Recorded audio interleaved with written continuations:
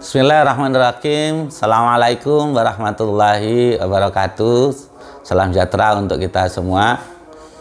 Teman-teman yang dirahmatin oleh Allah, hampir semua orang menginginkan kebahagiaan, tetapi tidak semua orang bahagia dalam hidupnya. Lalu bagaimana caranya supaya hidup kita bahagia? Tidak hanya di dunia, tetapi juga di akhirat. Untuk itu kita perlu belajar kepada orang yang bahagia. Bahkan kita perlu belajar kepada orang yang paling bahagia, tidak hanya di dunia, tetapi juga di akhirat. Siapa orang yang paling bahagia di dunia dan di akhirat? Jawabnya adalah beliau Rasulullah sallallahu alaihi wasallam. Dalam sejarah ditulis beliau dalam kandungan sudah yatim piatu. Ketika lahir ke dunia hanya sebentar dengan ibunya, dan beliau berpisah dengan ibunya kurang lebih selama 4 tahun. Kemudian bersama dengan ibunya hanya sebentar, 2 tahun.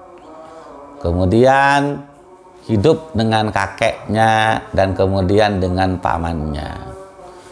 Tetapi sejarah juga mencatat beliau adalah orang yang berani mengatakan bahwa rumahku adalah sorgaku.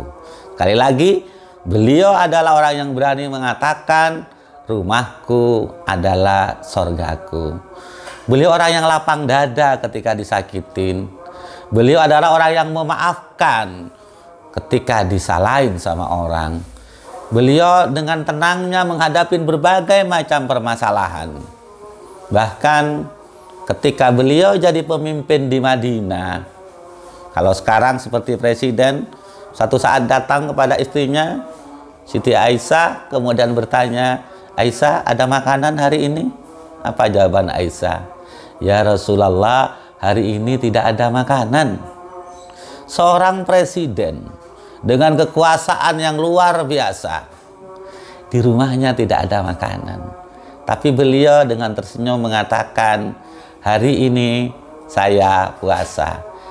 Begitu tenang beliau menghadapi sesuatu, nyantai, dan beliau adalah orang yang paling bahagia di dunia dan akhirat.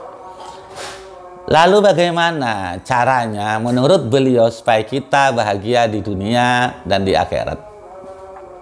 Beliau menyampaikan pesan yang sangat sederhana.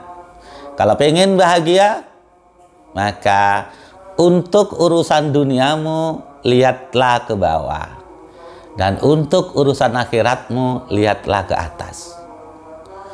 Apapun kondisi kita pada saat ini, selalu ada yang di bawah kita.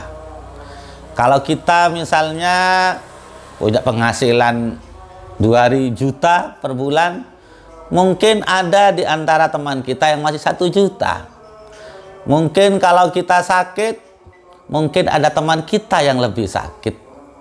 Mungkin kalau rumah kita hanya sederhana, masih ada saudara-saudara kita yang masih kontrak, bahkan yang tidak punya ramah sekali. Untuk itu, lihatlah ke bawah untuk hal-hal yang berhubungan dengan dunia, maka kita akan bahagia. Tetapi untuk ukuran akhirat, untuk urusan akhirat, Rasulullah menganjurkan lihatlah ke atas. Mungkin kita hari ini sholatnya sudah jangkep, masih ada saudara-saudara kita yang sholat sunnah seperti ini. Mungkin hari ini sedekah kita 5.000. Masih banyak saudara-saudara kita yang jauh di atas itu. Untuk itu lihatlah ke atas, sehingga kita termotivasi untuk terus memperbaiki diri, karena masih banyak saudara-saudara kita yang lebih baik dari kita.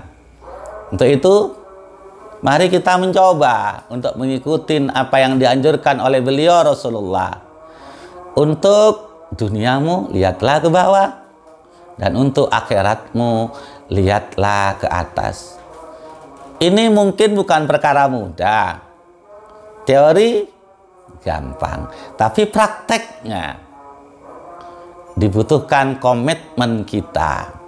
Tapi tidak apa-apa, teruslah mencoba. Gagal, mencoba, gagal, terus mencoba. Seperti misalnya orang naik sepeda. Jatuh, coba lagi. Jatuh, coba lagi. Akhirnya dia akan bisa naik sepeda. Bahkan dia bisa cul setirnya, dia bisa bersepeda dengan baik. Untuk itu, teman-teman, ayo kita berusaha untuk urusan dunia melihat ke bawah dan urusan akhirat melihat ke atas. Semoga kita diberi kemampuan oleh Allah Subhanahu wa taala. Semoga kebahagiaan selalu bersama kita dan jangan lupa selalu tersenyum. Assalamualaikum warahmatullahi wabarakatuh.